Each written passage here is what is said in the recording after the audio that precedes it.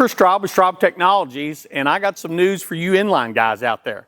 Whether you're a Jeep guy with an AMC, a Ford guy with a 300, or the vaunted GM 292 inline 6-cylinder Chevrolet, we got some great news. We've got our lifters here that are exclusive to us for hydraulic roller, solid roller for the inline crowd. And working with Morel, we came out with something that you guys are really going to enjoy.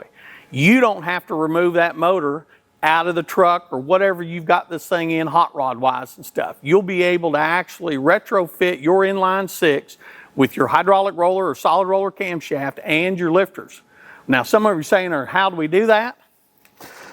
Well, here's how your lifter set's going to come, but when you're putting it in the motor, this is what you're going to do. You're going to pull it apart.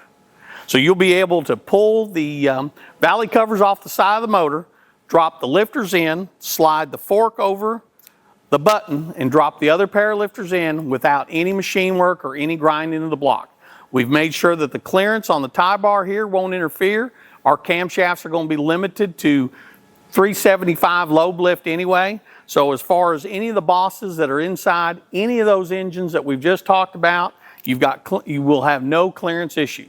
So for the do-it-yourselfer at home, you're not going to have to modify anything, and it'll make that cam swap and that inline much quicker.